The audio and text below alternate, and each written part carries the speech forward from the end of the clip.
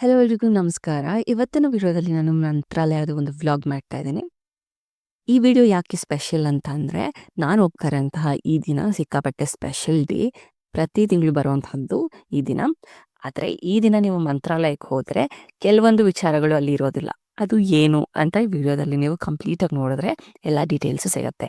So ನಾವು ಸುಮಾರು night 11:45ಗೆ ಇರುವಂತಹ ನಾಂದೇಡ್ ಎಕ್ಸ್‌ಪ್ರೆಸ್ಸಲ್ಲಿ SBC ಅಂದರೆ ನಮ್ಮ ಮೆಜೆಸ್ಟಿಕ್ ರೈಲ್ವೆ ಸ್ಟೇಷನಲ್ಲಿ ನಾವು ಟ್ರೈನ್ನ ಹತ್ತಿದ್ದು.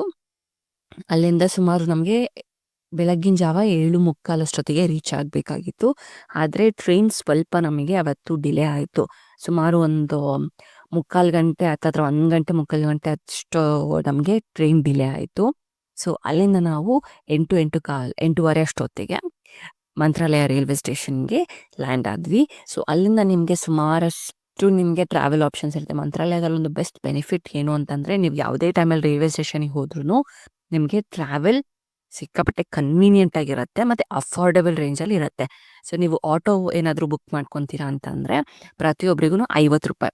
ಇಲ್ಲಿಂದ ಸುಮಾರು ಒಂದು ಅರ್ಧ ಗಂಟೆಯಷ್ಟು ರೈಲ್ವೆ ಸ್ಟೇಷನಿಂದ ಮಂತ್ರಾಲಯ ದೇವಸ್ಥಾನಕ್ಕೆ ಟೈಮ್ ಹಿಡಿಯುತ್ತೆ. ಅಂದರೆ ಒಂದು 16 ಕಿಲೋಮೀಟರ್ ಅಷ್ಟು. ಅಂದರೆ ಒಂದು ಆಟೋದಲ್ಲಿ 8 ಜನ ತುಂಬೋವರೆಗೂ ನಿಮಗೆ ಆಟೋ ಮೂವ್ ಮಾಡೋದಿಲ್ಲ. ಆ ಥರ ಸುಮಾರು ನೂರಾರು ಆಟೋಗಳಲ್ಲಿ ನಿಂತಿರುತ್ತೆ. ನಿಮ್ಗೆ ಜಾಸ್ತಿ ಜನ ಇದ್ದೀರಾ ಅಂತ ಅಂದರೆ ನಿಮಗೆ ದೊಡ್ಡ ದೊಡ್ಡ ಕಾರ್ಸ್ ಇರುತ್ತೆ, ವೆಹಿಕಲ್ ಇರುತ್ತೆ, ಆ ಥರ ಎಲ್ಲ ಆಪ್ಷನ್ ಇರುತ್ತೆ. ಸೊ ನಾವಿಲ್ಲಿ ₹50 ಒಬ್ಬರಿಗೆ ಅಂತಲೇ ಎಲ್ಲರೂ ಮಾತಾಡೋದು. ನೀವು ಬೆಳಗ್ಗೆ ಹೋಗಲಿ ನೈಟ್ ಹೋಗಲಿ ₹50 ಅದು ಕನ್ಫರ್ಮ್ ಆಗಿರುವಂತಹ ಪ್ರೈಸ್ ಅವ್ರದ್ದು. ಸೊ ಅಲ್ಲಿಂದ ಸುಮಾರು ಒಂದು ಅಂದರೆ ಒಂದು 30 ನಿಮಿಷ 40 ನಿಮಿಷದೊಳಗೆ ನಾವು ಮಠಕ್ಕೆ ನಾವು ರೀಚ್ ಆಗ್ತೀವಿ.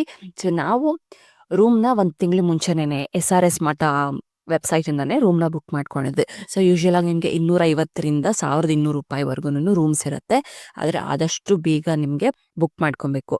ಸೊ ನಿಮ್ಗೆ ಏನಾದ್ರು ನೆಕ್ಸ್ಟ್ ತಿಂಗಳು 1ನೇ ತಾರೀಕು ಹೋಗ್ತಾ ಇದ್ದೀರಾ ಅಂತಂದರೆ ಈ ತಿಂಗಳು 1ನೇ ತಾರೀಕು ಅಂತಂದರೆ 1 ತಿಂಗಳು ಎಕ್ಸಾಕ್ಟ್ ಮುಂಚೆ ನಿಮಗೆ ಆ ಡೇಟ್ದು ಸ್ಲಾಟ್ಸ್ನ ಬಿಡ್ತಾರೆ. ಆಗ ನೀವು ನಿಮ್ಮ ರೂಮ್ಸ್ನ ಬೇಗ ಬುಕ್ ಮಾಡ್ಕೊಬೋದು. ಯಾಕಂದರೆ ಒಂದು 2-3 ದಿನ ಡಿಲೇ ಆದರೆ ಎಲ್ಲರೂ ಬುಕ್ ಮಾಡ್ಕೊಂಡ್ಬಿಡ್ತಾರೆ. ₹250 ಅನ್ನೋದು ಒಂದು ಬೇಸಿಕ್. ಅಂದರೆ ಓಕೆ, ಅಂದರೆ ನೀವೇನಲ್ಲಿ ಜಾಸ್ತಿ ಹೊತ್ತು ಇರೋಲ್ಲ, ಜಸ್ಟ್ ಡ್ರೆಸ್ ಚೇಂಜ್ ಸ್ನಾನ ಅಂತಂದರೆ ಅದಕ್ಕೆ ₹250 ಸಾಕು. ₹400 ಅದೆಲ್ಲ ತುಂಬ ಚೆನ್ನಾಗಿರುತ್ತೆ. ಇನ್ನೊಂದು ಮೇನ್ ಬೆನಿಫಿಟ್ ಏನು, ಮಂತ್ರಾಲಯ SRS ಮಠ ವೆಬ್ಸೈಟಿಂದನೇ ನಾವು ರೂಮ್ ಬುಕ್ ಮಾಡ್ಕೊಳ್ಳೋದು ಅಂದರೆ ದೇವಸ್ಥಾನ ಪಕ್ಕದಲ್ಲೇ ಇರ್ತೀವಿ. ಅಂದರೆ 100ರಿಂದ 300 ಮೀಟರ್ ಒಳಗೇನೆ ನಮಗೆ ರೂಮ್ಸ್ ಸಿಕ್ಬಿಡುತ್ತೆ. ಸೊ ಅಂದರೆ ಪಕ್ಕನೇ ದೇವಸ್ಥಾನದ ಪಕ್ಕನೇ ನಾವಿರ್ತೀವಿ. ಮತ್ತು ಇನ್ ಕೇಸ್ ಏನಾದರೂ ನೀವು ಆನ್ಲೈನಲ್ಲಿ ರೂಮ್ ಬುಕ್ ಮಾಡೋಕ್ಕೆ ಗೊತ್ತಾಗಿಲ್ಲ, ಇಲ್ಲ ಸಿಕ್ಕಿಲ್ಲ ಅಂತ ಅಂದರೆ ಅಲ್ಲಿ ಆಫ್ಲೈನ್ ಫೆಸಿಲಿಟೀಸ್ ಇನ್ ಕೇಸ್ ಏನಾದರೂ ಅವತ್ತು ರೂಮ್ ಖಾಲಿ ಇದ್ದು ಯಾರ್ದೋ ಬುಕ್ಕಿಂಗ್ ಆಗಿಲ್ಲ ಅಂತ ಅಂದರೆ ಅಲ್ಲಿ ನಿಮಗೆ ರೂಮ್ನ ಬುಕ್ ಮಾಡ್ಕೊಳ್ಳೋಂತಹ ಒಂದು ಫೆಸಿಲಿಟಿ ಇದೆ. ನೀವು ಇನ್ ಕೇಸ್ ಹೋದರೆ ಫಸ್ಟ್ ಇಲ್ಲಿ SRS ಮಠ ಒಳಗಡೆ ಹೋಗಿ ಪಂಚಮುಖಿ ದರ್ಶನ ಥರ ಸುಮಾರಷ್ಟಿದೆ. ನಾವು ಹೋಗಿದ್ದು ಈ ಪಂಚಮುಖಿ ದರ್ಶನ ಇದಕ್ಕೆ. ಇಲ್ಲಿ ಹೋಗಿ ನೀವು ಕೇಳಬಹುದು. ಮತ್ತು ಅಲ್ಲಿ ನಿಮಗೆ ಡೆಪಾಸಿಟ್ ಇಡಬೇಕು. ಸೊ ಡೆಪಾಸಿಟ್ ₹500 ಇರುತ್ತೆ. ಅದಾದಮೇಲೆ ಫೀಸ್ ಬಂದು ₹250 ಇರುತ್ತೆ ಚಾರ್ಜಸ್ಸು. ಸೊ ಅಕಾರ್ಡಿಂಗ್ಲಿ ನೀವು ನಿಮ್ಮ ರೂಮ್ಸ್ನ ಬುಕ್ ಮಾಡ್ಕೊಬಹುದು. ಇನ್ನು ಮಂತ್ರಾಲಯಕ್ಕೆ ಹೋದ್ಮೇಲೆ ತುಂಗಭದ್ರಾ ಸ್ನಾನ ಮಾಡಲೇಬೇಕು ಅಂತ ಇರ್ತಾರೆ. ಆದರೆ ಇಲ್ಲಿ ನೀರಿಂದು ಜಾಸ್ತಿ ಲೆವೆಲ್ಸ್ ಇದ್ದಿದ್ದರಿಂದ ನದಿ ಹತ್ರ ಫುಲ್ ಬ್ಯಾರಿಕೇಡ್ಸ್ ಹಾಕ್ಬಿಟ್ಟಿದ್ರು. ಅಂದರೆ ಇನ್ನೊಂದು ಏನಿಗೆ ಬೆನಿಫಿಟ್ ಮಾಡಿಕೊಟ್ಟಿದ್ರು ಅಂದರೆ 2 ಕಡೆ ಪೈಪ್ಸ್ ಹಾಕಿ ಅದರಿಂದ ಒಂದು ಹೋಲ್ಸ್ ಮಾಡಿ ಸುಮಾರಷ್ಟು ಜನ ಅಲ್ಲಿ ಸ್ನಾನ ಮಾಡೋ ಥರ ನೀರು ಬೀಳೋ ಥರ ಈ ಥರ ಮಾಡಿಕೊಟ್ಟಿದ್ರು. ಅಂದರೆ ಲೇಡೀಸಿಗೆ ಸಪ್ರೇಟು ಜೆಂಟ್ಸಿಗೆ ಸಪ್ರೇಟ್ ಆ ಥರ ಮಾಡಿದರು. ಸೊ ಅದೊಂದು ಬೆನಿಫಿಟ್. ಅಂದರೆ ನೀರಿಗೆ ಇಳಿಯೋಕ್ಕಂತೂ ಕಂಪ್ಲೀಟಾಗಿ ಬಿಡ್ತಾ ಇರಲಿಲ್ಲ. ನೀರೇನಾದ್ರು ಲೆವೆಲ್ಸ್ ಜಾಸ್ತಿ ಇದ್ದರೆ ಯಾವುದೇ ನದಿಯಲ್ಲೂ ಅವ್ರು ಬಿಡೋಲ್ಲ, ಸೇಫ್ಟಿ ಪ್ರಿಕಾಷನ್ಸ್ಗೋಸ್ಕರ. ಸೊ ಅಲ್ಲಿಂದ ಮತ್ತು ಇನ್ನೊಂದು ಏನಂತಂದರೆ ಸುಮಾರಷ್ಟು ಡ್ರೆಸ್ ಚೇಂಜಿಂಗ್ ರೂಮ್ಸ್ ಈ ಸರಿ ಮಾಡಿದ್ದಾರೆ. ಅದೊಂದು ಬೆನಿಫಿಟ್. ಯಾಕಂದರೆ ಆರಾಧನೆ ಟೈಮ್ ನಾವು ಆಲ್ಮೋಸ್ಟ್ ಇನ್ನೇನು 2-3 ದಿನ ಆರಾಧನೆಗೆ ಮುಂಚೆ ನಾವು ಹೋಗಿದ್ದು. ಸೊ ಎಲ್ಲ ಫುಲ್ ಪ್ರಿಕಾಷನ್ಸ್ ಎಲ್ಲ ಚೆನ್ನಾಗಿ ತೊಗೊಂಡಿದ್ರು. ಸೊ ನೆಕ್ಸ್ಟ್ ಅಲ್ಲಿಂದ ನಮ್ಮ ಎಕ್ಸಾಕ್ಟ್ ರೂಮ್ ಪಕ್ಕನೇ ನಮಗೆ ಪರಿಮಳ ತೀರ್ಥ ಇದ್ದಂಥದ್ದು. ಮುಂಚೆ ಇಲ್ಲಿ ಒಂದು ಪಾರ್ಕ್ ಥರ ಮಾಡಿದರು. ಸೊ ಈಗ ಇದನ್ನು ಕಲ್ಯಾಣಿಯಾಗಿ ಕನ್ವರ್ಟ್ ಮಾಡಿದ್ದಾರೆ. ಸಿಕ್ಕಾಪಟ್ಟೆ ದೊಡ್ಡ ಸ್ಪೇಸಲ್ಲೇ ಮಾಡಿರುವಂಥದ್ದು ಇದು. ಸೊ ನಾವು ಆರಾಧನೆಗೆ 2-3 ದಿನ ಮುಂಚೆ ಹೋಗಿದ್ರಿಂದ ಇನ್ನು ಅಂಡರ್ ಕನ್ಸ್ಟ್ರಕ್ಷನ್ಸ್ ಹಂಗೆ ಇತ್ತು. ಸೊ ನಾನು ನೆಕ್ಸ್ಟ್ ಈಗ ವಿಡಿಯೋ ಕಲ್ಯಾಣಿದು ಪ್ಲೇ ಮಾಡ್ತಾ ಇರೋದು ಇನಾಗ್ರೇಷನ್ ಆದಮೇಲೆ, ಅಂದರೆ ಸುಮಾರಷ್ಟು ಮಂತ್ರಗಳ ಪ್ರಚಾರಣೆ ಎಲ್ಲ ಆದಮೇಲೆ ನಡೆದಿರುವಂತಹ ಕಲ್ಯಾಣಿ ಹೆಂಗೆ ಕಾಣ್ತು ಅನ್ನೋದು ಒಂದು ವಿಡಿಯೋ ಇದು.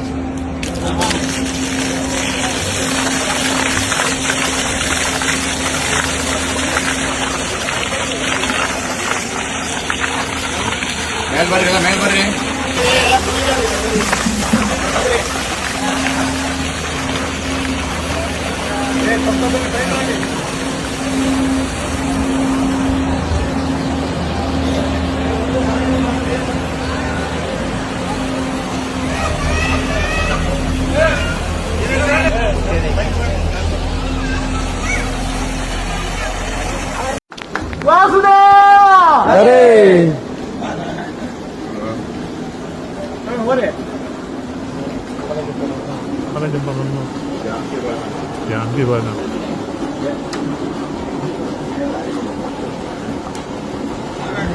ಸೈಡ್ ಒಬ್ಬರು ಲೆವೆಲ್ ಈ ಸೈಡ್ ಆ ಕಡೆ ಹಾ ಆಗ್ತಾ ಹಾ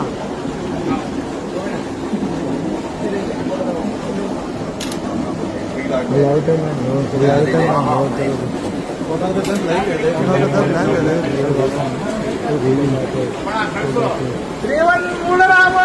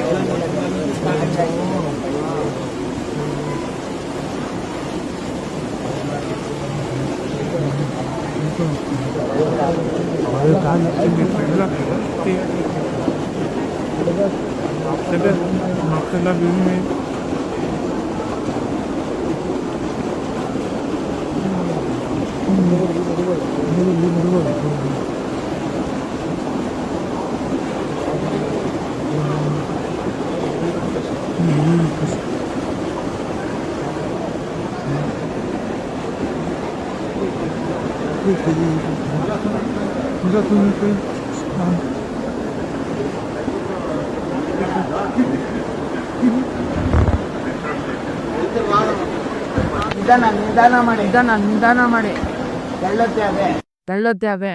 ಜಸ್ಟ್ ಒಂದು 2 ಮಿನಿಟ್ಸ್ ಡಿಸ್ಟೆನ್ಸ್ ಅಲ್ಲಿ ನಮಗೆ ಇಲ್ಲಿ ರಾಯರ ಗರ್ಭಗುಡಿ ಸಿಗತ್ತೆ.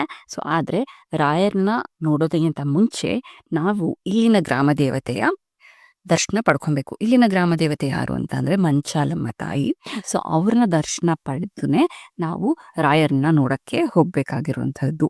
ಸೊ ಇದು ಇಲ್ಲಿನ ಪ್ರತೀತಿ ವಾಡಿಕೆ ಎಲ್ಲ. ಯಾಕಂದ್ರೆ ಗ್ರಾಮ ದೇವತೆಗೆ ಇಲ್ಲಿ ಅಷ್ಟು ಇಂಪಾರ್ಟೆನ್ಸ್ ನ ಕೊಟ್ಟಿದ್ದಾರೆ. ರಾಘವೇಂದ್ರ ಸ್ವಾಮಿಗಳಿಗೆ ಇಲ್ಲಿ ನಿಲ್ಸೋದಿಕ್ಕೆ ಅವ್ರದ್ದು ಒಂದು ಭಾಗ ಇದೆ ಅನ್ನುವಂಥದ್ದು. ಸೊ ಇಲ್ಲಿನ ನಾವು ದರ್ಶನ ಮಾಡಿಕೊಂಡು ಪಕ್ಕದಲ್ಲೇ ಇರುವಂತಹ ನಮ್ಮ ರಾಯರ ಸನ್ನಿಧಿಗೆ ನಾವು ಹೋಗ್ತೀವಿ. ಸೊ ಏನು ವಿಶೇಷತೆ ಇವತ್ತು ಏನಂತ ಅಂದ್ರೆ ಏಕಾದಶಿ. ಸೊ ಏಕಾದಶಿ ದಿವಸ ರಾಘವೇಂದ್ರ ಮಠದಲ್ಲಿ ಯಾವುದೇ ರೀತಿಯಾದಂಥ ಅಲಂಕಾರ ಆಡಂಬರಗಳು ನಡೆಯೋದಿಲ್ಲ.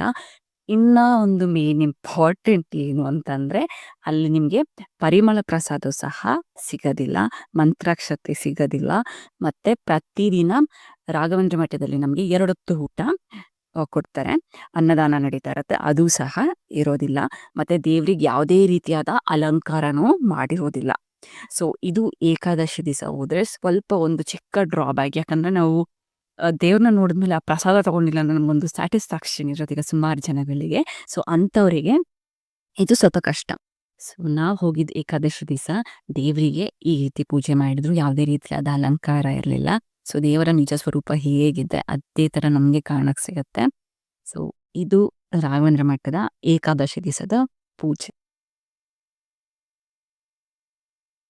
ನಾವಿಲ್ಲಿ ರಾಯರ ಸನ್ನಿಧಿಗೆ ಒಳಗೆ ಹೋಗುವಾಗ ನಮ್ದೊಂದು ಬೋರ್ಡ್ ಹಾಕಿದ್ರು ಅಲ್ಲಿ. ಸೊ ಎಷ್ಟು ಚೆನ್ನಾಗಿತ್ತು ಆ ಸ್ಟೇಟ್ಮೆಂಟ್ ಅಂತಂದ್ರೆ, ರಾಯರ ಹತ್ರ ನಿಮ್ಮ ಸಮಸ್ಯೆಗಳನ್ನ ಇಲ್ಲಿ ಹೇಳ್ಕೊಬೇಡಿ, ಆದ್ರೆ ಸಮಸ್ಯೆಗೆ ಹೇಳಿ ನಮ್ಮಲ್ಲಿ ರಾಯರಿದ್ದಾರೆ ಅಂತ. ಎಷ್ಟು ಬ್ಯೂಟಿಫುಲ್ ಮೀನಿಂಗ್ ಅದು. ಅಂದ್ರೆ ಪ್ರತಿಕ್ಷಣ ರಾಯರು ನಮ್ಮ ಜೊತೆ ಇದ್ದಾರೆ ಅಂತ ನಾವು ಯೋಚನೆ ಮಾಡ್ತಾ ಇರಬೇಕು, ಅವ್ರನ್ನ ಆರಾಧನೆ ಮಾಡ್ತಾ ಇರಬೇಕು. ಅದು ಯಾವುದೇ ರೀತಿಯಾದ ಸಮಸ್ಯೆಗಳು ನಮ್ಮ ಹತ್ರ ಬರೋದಿಲ್ಲ ಅನ್ನೋಂಥ ಒಂದು ಆ ಸ್ಟೇಟ್ಮೆಂಟ್ ಓದ್ದಾಗ್ಲೇ ನನಗೆ ಒಂಥರ ಸಿಕ್ಕಾಪಟ್ಟೆ ಖುಷಿ ಆಯಿತು. ಸೊ ನಾವು ಹೋಗಿದ್ದು ಏಕಾದಶಿ ದಿನ ಆಗಿದ್ದರಿಂದ ಅಲ್ಲಿ ಗುರುಗಳು ಎಲ್ಲ ಭಕ್ತಾದಿಗಳಿಗೂ ಮುದ್ರಿಕೆಯನ್ನ ಹಾಕ್ತಾ ಇದ್ರು. ಸೊ ಅದು ಪ್ರತಿದಿನ ಹಾಕ್ತಾರ ಏನೋ ಅಂತ ಅದೊಂದು ನನ್ನ ಇನ್ಫಾರ್ಮೇಶನ್ ಕೇಳಿದ್ ಮರ್ತೋದೆ. ಸೊ ನೀವು ಅದನ್ನ ವಿಚಾರಿಸಿ ಹೋಗ್ಬೋದು. ಸೊ ದರ್ಶನ ಎಲ್ಲ ಆದ್ಮೇಲೆ ನಿಮ್ಗೆ ಇಲ್ಲಿ ಮಠದ ಸ್ವಾಮಿಗಳು ಯಾರೆಲ್ಲ ಇದ್ರು 1933 ಅನ್ಸುತ್ತೆ, ಅಲ್ಲಿಂದ ಇಲ್ಲಿವರೆಗೂ ಯಾರ್ಯಾರೆಲ್ಲ ಇದ್ರು ಅನ್ನೋದು ಅವ್ರದ್ದು ಇಲ್ಲಿ ಇನ್ಫಾರ್ಮೇಶನ್ ಮತ್ತೆ ಅವರ ಬೃಂದಾವನಗಳನ್ನ ಇಲ್ಲಿ ಇಟ್ಟಿದ್ದಾರೆ. ಅದ್ರ ಎಕ್ಸಾಕ್ಟ್ ಆಪೋಸಿಟ್ ನಿಮಗೆ ಪರಿಮಳ ಪ್ರಸಾದ ಪ್ಯಾಕಿಂಗ್ ಕೌಂಟರ್ ಇದೆ. ಸೊ ಇಲ್ಲಿ ನೀವು ಪರಿಮಳ ಪ್ರಸಾದನ ಪ್ಯಾಕ್ ಮಾಡೋದಕ್ಕೆ ಹೆಲ್ಪ್ ಮಾಡ್ಬೋದು. ಮೇನ್ ಏನಂತಂದ್ರೆ ಯಾರಿಗಾರು ಗಾಯ ಆಗಿದೆ, ಕೈ ಕಾಲಲ್ಲಿ ಗಾಯ ಆಗಿದ್ರೆ ದಯವಿಟ್ಟು ಅವ್ರು ಹೋಗ್ಬೇಡಿ. ಮತ್ತೆ ನೀಟಾಗಿ ಕ್ಲೆನ್ಸಿನೆನ್ಸ್ ಮೇಂಟೈನ್ ಮಾಡಬೇಕು. ಮತ್ತೆ ಚಿಕ್ಕ ಎಳೆ ಮಕ್ಕಳಿದ್ರೆ ಅವರು ಸಹ ಹೋಗ್ಬಾರ್ದು, ಯಾಕಂದ್ರೆ ಮಕ್ಕಳು ಎಂಜಿಲ್ ಮಾಡೋದಿಲ್ಲ, ಆಟ ಆ ಥರ ಎಲ್ಲ ಮಾಡ್ಬಿಡ್ತಾರೆ ಅನ್ನೋ ಒಂದು ರೀಸನಿಗೋಸ್ಕರ. ಸೊ ನಾವು ಇಲ್ಲಿ ಪ್ಯಾಕಿಂಗ್ ಅಂತ ಹೋದ್ವಿ. ಸೊ ನೀವು ಎಷ್ಟೊತ್ತು ಬೇಕಾದರೂ ನೀವು ನಿಮ್ಮ ಕೈಲಾದಷ್ಟು ಪ್ಯಾಕಿಂಗ್ನ ಮಾಡಬಹುದು. ಯಾವುದೇ ರೀತಿಯಾದ ಟೈಮ್ ಲಿಮಿಟೇಷನ್ಸ್ ಇಲ್ಲ, ಯಾವುದೇ ರೀತಿಯಾದಂಥ ಇಷ್ಟೇ ಮಾಡಬೇಕು ಅನ್ನೋದೆಲ್ಲ ಇಲ್ಲ. ಪ್ರತಿಯೊಬ್ಬರು ಅವರವರ ಮನಸ್ಸಿಗೆ ಎಷ್ಟು ಅನ್ಸುತ್ತೋ, ಅವರ ಅನುಕೂಲಕ್ಕೆ ಎಷ್ಟು ಅನ್ಸುತ್ತೋ ಅಷ್ಟು ಪ್ಯಾಕ್ ಮಾಡ್ತಾರೆ. ಒಂದು ಪ್ಯಾಕೆಟಲ್ಲಿ 4 ಪ್ರಸಾದಗಳನ್ನ ನಾವು ಪ್ಯಾಕ್ ಮಾಡಬೇಕು. ಕವರ್ಸ್ ಎಲ್ಲ ಇಟ್ಟಿರ್ತಾರೆ, ಎಷ್ಟೊತ್ತು ಬೇಕಾದರೂ ಮಾಡ್ಬೋದು. ಸುಮಾರಷ್ಟು ನೀವು 2 ಟ್ರೇ ಮಾಡೋ ದೊಡ್ಡ ಬುಟ್ಟಿ ಕವರ್ ಆಗುತ್ತೆ. ಒಂಥರ ನಮಗೆ ಒಂಥರ ಸಮಾಧಾನ, ಏನೋ ಒಂದು ದೇವ್ರಿಗೆ ಮಾಡಿದ್ದೀವಿ ಅಂತ. ಸೊ ನೀವು ಏಕಾದಶಿ ಅಂದೆ ಬೇರೆ ದಿನ ಹೋಗಿ ಈ ಪರಿಮಳ ಪ್ರಸಾದನ ಪ್ಯಾಕ್ ಮಾಡಿದ್ರೆ ನೀವು ಹೊರಗೆ ಹೋಗೋವಾಗ ನಿಮಗೆ ಒಂದು ಪ್ರಸಾದನ ಕೊಡ್ತಾರೆ. ಆದರೆ ಏಕಾದಶಿ ದಿವಸ ಹೋಗಿ ನೀವು ಪ್ಯಾಕಿಂಗ್ ಮಾಡಿದ್ರು ಸಹ ನಿಮಗೆ ಏನೂ ಕೊಡೋದಿಲ್ಲ. ಅದಂತೂ 100%. ಏಕಾದಶಿ ದಿವಸ ನಿಮಗೆ ಮಂತ್ರಾಕ್ಷತೆ ಸಿಗಲ್ಲ, ಪ್ರಸಾದ ಸಿಗಲ್ಲ, ಊಟ ಇರಲ್ಲ, ತೀರ್ಥ ಕೊಡ್ತಾರೆ ಅಷ್ಟೇ. ಸೊ ದೇವ್ರ ದರ್ಶನ ಕಣ್ತುಂಬ ಆಗುತ್ತೆ. ಮತ್ತು ಏಕಾದಶಿ ಅನ್ನೋದು ತುಂಬ ಒಂದು ಪವರ್ಫುಲ್ ಡೇ ಅವತ್ತು. ಸೊ ನಿಮಗೆ ಏನು ನೆನೆಸಿರ್ತೀರ ಮನಸ್ಸಲ್ಲಿ ಅದನ್ನು ನೆರವೇರುತ್ತೆ. ಉಪವಾಸ ಇರ್ತಾರೆ, ಯಾಕಂದರೆ ದೇವರಿಗೂ ಅವತ್ತು ಉಪವಾಸ ಇರೋದ್ರಿಂದ ಅಲ್ಲಿನ ಭಕ್ತಾದಿಗಳು ಅದೇ ಫಾಲೋ ಮಾಡಿ ಅನ್ನೋವಂಥ ಒಂದು ಪ್ರತೀತಿ ಇರೋದ್ರಿಂದ ಏಕಾದಶಿ ದಿವಸ ಯಾವುದೇ ರೀತಿಯಾದಂಥ ಪ್ರಸಾದಗಳು ಅಲ್ಲಿ ಕೊಡೋದಿಲ್ಲ. ಮತ್ತು ಪ್ರತಿ ಏಕಾದಶಿಗೂ ಪ್ರಸಾದದ ಕಲರ್ನ ಚೇಂಜ್ ಮಾಡ್ತಾರಂತೆ. ಸೊ ನಾವು ಹೋಗಿದ್ದು ಹಿಂದಿನ ದಿನವರೆಗೂ ವೈಟ್ ಕಲರಲ್ಲಿ ಪರಿಮಳ ಪ್ರಸಾದ ಆಗ್ತಾ ಇತ್ತು. ಸೊ ನಾವು ಹೋಗಿದ್ದಿನ ಅದನ್ನ ಆರೆಂಜ್ ಕಲರ್, ಏನು ಕಲರ್ ಹಾಕ್ತಾರೆ ಆ ಕಲರ್ದು ಪ್ರಸಾದನ ಮಾಡ್ತಾರೆ. ಮಂತ್ರಾಲಯದಲ್ಲಿ ಮಂತ್ರಾಕ್ಷತೆ ಎಷ್ಟು ಶಕ್ತಿಶಾಲಿನೋ ಅದೇ ರೀತಿ ಮೃತ್ತಿಕೆ ಅನ್ನುವಂಥದ್ದು ಸಹ ತುಂಬ ಶಕ್ತಿಶಾಲಿಯಾಗಿರುವಂಥದ್ದು. ಅದು ಎಲ್ಲಿ ಸಿಗುತ್ತೆ ಅನ್ನೋದನ್ನ ನನಗೆ ಕರ್ಕೊಂಡು ಹೋಗ್ತೀನಿ. ನೀವು ದೇವಸ್ಥಾನದ ಈಚೆ ಮೇನ್ ಗೇಟಿಂದ ಈಚೆ ಬಂದಿದ ತಕ್ಷಣ ಲೆಫ್ಟ್ ಸೈಡಿಗೆ ಬಂದರೆ ನಿಮಗೆ ಈ ದಾರಿ ಕಾಣುತ್ತೆ. ಅರ್ಚಕರ ಬೀದಿ ಅಂತ ನೀವು ಯಾರನ್ನಾರು ಕೇಳಿದ್ರು ಅಲ್ಲಿ ಹೇಳ್ತಾರೆ. ಅಲ್ಲಿಂದ ಸ್ಟ್ರೈಟ್ ಬಂದರೆ ನಿಮಗೆ ಈ ಥರದೊಂದು ಆರ್ಚ್ ಕಾಣುತ್ತೆ, ಪಿಂಕ್ ಕಲರಲ್ಲಿ ಮಾಡಿರ್ತಾರೆ. ಅರ್ಚಕರ ಬೀದಿ ಅಥವಾ ಕೇಳಿದ್ರೆ ಅಲ್ಲಿಂದ ನೀವು ಆರ್ಚ್ ಎಂಟರ್ ಆಗಿದ ತಕ್ಷಣ ನಿಮಗೆ ವೀರಭದ್ರ ಸ್ವಾಮಿ ಟೆಂಪಲ್ ಸಿಗುತ್ತೆ. ಅಲ್ಲಿಂದ ನೀವು ಸ್ಟ್ರೈಟಾಗಿ ಈ ಲೇನಲ್ಲಿ ನಡ್ಕೊಂಡು ಬಂದರೆ ಈ ಟೆಂಪಲ್ ಇದೆ. ಈ ಟೆಂಪಲ್ನ ಎಕ್ಸಾಕ್ಟ್ ಆಪೋಸಿಟ್ ಲೇನಲ್ಲಿ ನಿಮಗೆ ಇವರ ಮನೆ ಸಿಗುತ್ತೆ. ಒಂದು ದೊಡ್ಡ ಸ್ಟೀಲ್ ಗೇಟ್ ಹಾಕಿರ್ತಾರೆ, ಮತ್ತು ವೈಟ್ ಬಿಲ್ಡಿಂಗ್ ಇರುವಂಥದ್ದು ಒಂದು ತುಳಸಿ ಕಟ್ಟೆ ಈಚೆ ಇರುತ್ತೆ. ಈ ಬಿಲ್ಡಿಂಗ್ ನೋಡಿದ್ರೆ ನಿಮಗೆ ಗೊತ್ತಾಗುತ್ತೆ. ಸೊ ಇದು ಆ ಬಿಲ್ಡಿಂಗ್. ಇಲ್ಲಿ ವೀಣಾ ಅರ್ಚಕರು ಅಂತ ಇರ್ತಾರೆ, ಅವರು ಈ ಮೃತ್ತಿಕೆಯ ಬಗ್ಗೆ ನಮಗೆ ತಿಳಿಸ್ಕೊಟ್ರು. ಆ ವಿಡಿಯೋನ ನಾನು ನಿಮಗೆ ಹೇಳಿ ಪ್ಲೇ ಮಾಡ್ತಾ ಇದ್ದೆ. ಇದು ತುಳಸಿ ತೋಟದ ಮಣ್ಣು. ಫಸ್ಟ್ ಒಂದು ಬಾರಿ ಆಷಾಢ ಮಾಸ ಹುಣ್ಣಿಮೆ ಗುರು ಪೂರ್ಣಿಮಾ ಅಂತ ಬರುತ್ತಲ್ಲ, ಆ ದಿವಸ ಭೂಮಿ ಪೂಜೆ ಪುಣ್ಯವಚನ ಮಾಡಿ ಮಣ್ಣನ್ನ ತೆಗೆದು ಬಂಗಾರ ತಟ್ಟೆ ಮೇಲೆ ಹಾಕಿ ರಾತ್ರಿ ಬೃಂದಾವನ ಮೇಲೆ ಇಡ್ತಾರೆ. ಗುರುಗಳ ಸ್ಪರ್ಶ ಆಗಿರುತ್ತೆ, ಅದೇ ವಿಶೇಷ. ಇದೇ ನೀವು ಮನೆಯಲ್ಲಿ ಒಂದು ಡಬ್ಬೆ ತೊಗೊಂಡೋಗಿ ಇಟ್ಕೋಬೇಕು. ಪ್ರತಿ ವರ್ಷ ಸ್ನಾನ ಆದಾಗ ಸ್ವಲ್ಪ ಮೃತ್ತಿಕ ನೀರು ಕಲಸಿ ಕುಡೀರಿ, ಇಲ್ಲ ಡೈರೆಕ್ಟ್ ಕುಡಿನ ಬಾಯಿ ಹಾಕೊಳ್ಳಿ. ಮನೇಲಿ ಎಷ್ಟು ಜನ ಇದ್ದೀರೋ ಎಲ್ಲರೂ ತಗೊಳ್ಳಿ, ದಿನ ತಗೊಳ್ಳಿ, ಎಲ್ಲದಕ್ಕೂ ಒಳ್ಳೇದು. ರಾಯರ ಅನುಗ್ರಹ ಮಾಡ್ತಾರೆ ನಂಬಿಕೆ ಮೊದಲಿಂದನೂ ಇದೆ. ನಿಮಗೆ ಬೇಕಾದವರಿಗೂ ಕೊಡಿ, ತೊಂದರೆ ಇರೋರೇ ತಗೋಬೇಕು ಅಂತಿಲ್ಲ, ನಾರ್ಮಲ್ ಆಗಿರೋರು ತಗೊಳ್ಳಿ. ಬರೀ ಆರೋಗ್ಯಕ್ಕಷ್ಟೇ ಅಲ್ಲ, ಎಲ್ಲ ಸಮಸ್ಯೆಗೂ ಪರಿಹಾರ ಕೊಡುತ್ತೆ. ಮೃತ್ತಿಕಾ ಮನೆಯಲ್ಲಿ ಇತ್ತಂದ್ರೆ ಗುರುಗಳ ಸನ್ನಿಧಾನ ಇದ್ದ ಹಾಗೆ. ಏನೇ ತಾಪತ್ರ ಇರಲಿ, ಭಯ ಭೀತಿ ಇರಲಿ, ಏನೇ ಸಮಸ್ಯೆ ಇದ್ರು ರಾಯರು ಬಗೆಹರಿಸ್ತಾರನ್ನೋ ನಂಬಿಕೆ. ಇದು ಮಡಿ ಮೈಲಿಗೆ ಮಡಿ ಮೈಲಿಗೆ ಅಂತ ಸ್ನಾನದ ಮುಟ್ಬೇಕು. ಆಮೇಲೆ ಸಾವಿನ ಸೂತ್ಕ ಎಲ್ಲ ಇದ್ದವಾಗ, ಆಮೇಲೆ ಹೆಣ್ಮಕ್ಳು ಪೀರಿಯಡ್ಸ್ ಟೈಮಲ್ಲಿ ಮುಟ್ಟಬಾರ್ದು.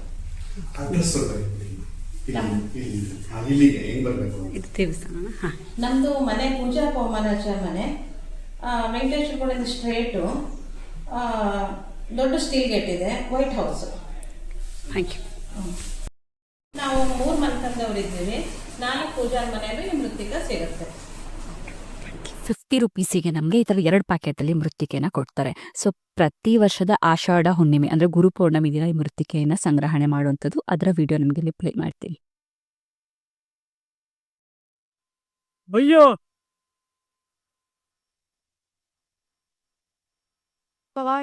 Est-ce qu'il y a quelqu'un qui se préoccupe de ce que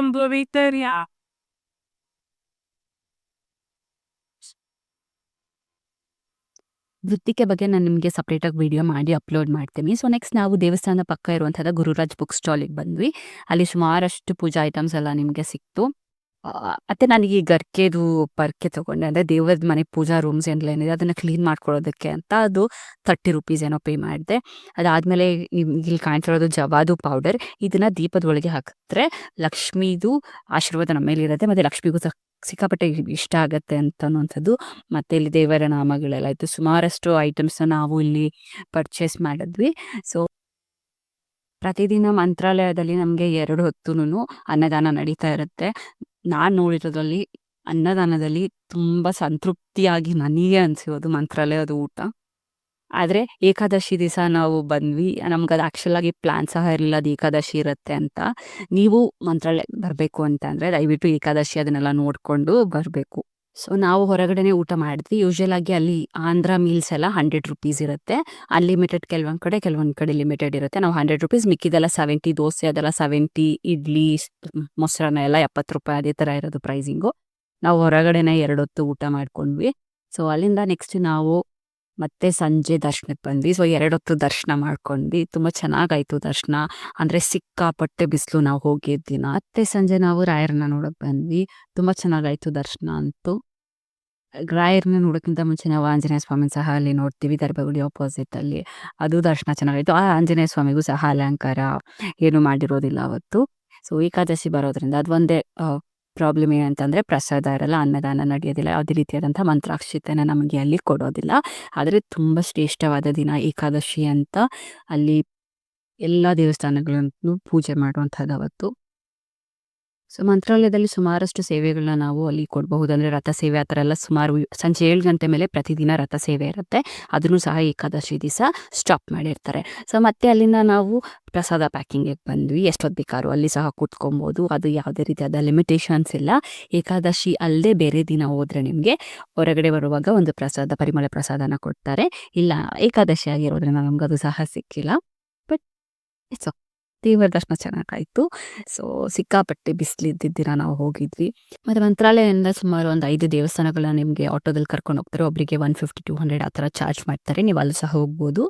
ಅದರ ವಿಡಿಯೋ ನನ್ನ ಯೂಟ್ಯೂಬಲ್ಲಿದೆ, ಇಲ್ಲ ನಾನು ಅದನ್ನು ಐ ಬಟನಲ್ಲಿ ಕೂಡ ಲಿಂಕ್ ಮಾಡ್ತೀನಿ, ನೀವು ಚೆಕ್ ಮಾಡಬಹುದು. ನೆಕ್ಸ್ಟ್ ಆರಾಧನೆಗಂತ ಸುಮಾರಷ್ಟು ಡೆಕೋರೇಷನ್, ಸುಮಾರಷ್ಟು ಆಲ್ಟ್ರೇಷನ್ಸ್, ಕನ್ಸ್ಟ್ರಕ್ಷನ್ಸ್ ಎಲ್ಲ ನಡೀತಾ ಇತ್ತು ಮಂತ್ರಾಲಯದಲ್ಲಿ. ಸೊ ರಾಯರು ಬೃಂದಾವನಸ್ಥರಾದಂಥ ಈ ದಿನನ ಸಿಕ್ಕಾಪಟ್ಟೆ ಅದ್ಧೂರಿಯಾಗಿ ಜನ ಸೆಲೆಬ್ರೇಟ್ ಮಾಡ್ತೀವಿ ನಾವು. ಭಕ್ತಾದಿಗಳಿಗೊಂಥರ ಅದು ಪುಣ್ಯ ದಿನನೇ ಅಂತಲೇ ಹೇಳ್ಬಹುದು. ಸೊ ಅದಕ್ಕೋಸ್ಕರ ಈ ದೊಡ್ಡ ದೊಡ್ಡ ರಂಗೋಲಿ ಎಲ್ಲ ಇಲ್ಲಿ ಪೇಂಟಿಂಗಲ್ಲಿ ಮಾಡ್ತಾಯಿದ್ರು. ಕಣ್ಣು ಅಂದಾಜಲ್ಲಿ ಎಷ್ಟು ಅದ್ಭುತವಾಗಿ ಮಾಡ್ತಾಯಿದ್ರು ಅಂತಂದರೆ ನಾವೀಗ ಅನ್ಕೊಂತೀವಿ ಒಂದು ಸಿಂಗಲ್ ಲೈನ್ ಡ್ರಾ ಮಾಡೋಕ್ಕೆ ಅಯ್ಯೋ ಅಂತ ಅನಿಸುತ್ತೆ. ಬಟ್ ಇವರೆಲ್ಲ ಎಷ್ಟು ಇದು ಮಾಡ್ತಾರೆ.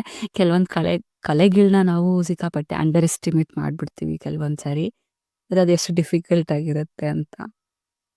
ಅದೇ ಖುಷಿ ಆಗುತ್ತೆ ಇದನ್ನೆಲ್ಲ ನೋಡಿದ್ರೆ. ಅದರ ಮಂತ್ರಾಲಯ ಅಂತಂದ್ರೇ ಒಂಥರ ಕಾಮ್ನೆಸ್. ಅಂದರೆ ಹೇಳ್ತಾರಲ್ಲ ರಾಯರಿದ್ದಾರೆ ಅಂತ. ನಾವು ಬೇಡ್ಕೊಂಡಿರೋದು ಆಗಿಲ್ಲ ಅಂತಂದರೆ ಆಗ ಸ್ವಲ್ಪ ದೇವರ ಮೇಲೆ ಎಲ್ಲರಿಗೂ ಕೋಪ ಬರುತ್ತೆ. ಆದರೆ ನಾವು ತಿಳ್ಕೊಬೇಕು. ಮೋಸ್ಟ್ಲಿ ನನ್ನ ಲೈಫಲ್ಲಿ ಅದೊಂದು ದೊಡ್ಡ ಪ್ರಾಬ್ಲಮ್ ಆಗಿರ್ತೈತೇನೋ ಆ ಕೆಲಸ ನಡೆದಿದ್ರೆ. ಈಗಲೇ ಅದು ಹೇಳ್ತಾರಲ್ಲ, ದೊಡ್ಡದ್ರಲ್ಲಿ ಹೋಗೋದು ಸಣ್ಣದ್ರಲ್ಲಿ ಹೋಯ್ತು ಅಂತ, ಆ ಥರ ಆಗಿರಬಹುದೇನೋ, ದೇವ್ರಿಗೆ ಗೊತ್ತಿತ್ತೇನೋ, ಆ ಥರ ಎಲ್ಲ ಸುಮಾರಷ್ಟು ಯೋಚನೆಗಳು ಬರುತ್ತೆ. ಆಗಿದ್ದೆಲ್ಲ ಒಳ್ಳೆಯದಕ್ಕೆ ಅನ್ನುವಂಥದ್ದು. ರಾಯರು ಪ್ರತಿಯೊಂದು ಹೆಜ್ಜೆಯಲ್ಲೂ ನಮ್ಮನ್ನ ಕಾಪಾಡ್ತಾ ಇದ್ದಾರೆ ಅನ್ನುವಂಥದ್ದು. ಸೊ ಗೊತ್ತಿಲ್ಲ, ನಮ್ಮ ಜೀವನದಲ್ಲಿ ಸುಮಾರಷ್ಟು ಕೆಟ್ಟ ಘಟನೆಗಳು ನಡೆದಿರುತ್ತೆ. ಎಲ್ಲದಕ್ಕೂ ನಾವು ದೇವರನ್ನೇ ದೂಷಣೆ ಮಾಡೋಕ್ಕಾಗತ್ತಾ? ನಮ್ಮ ಕರ್ಮಗಳು ಅನ್ನೋದಿರುತ್ತೆ.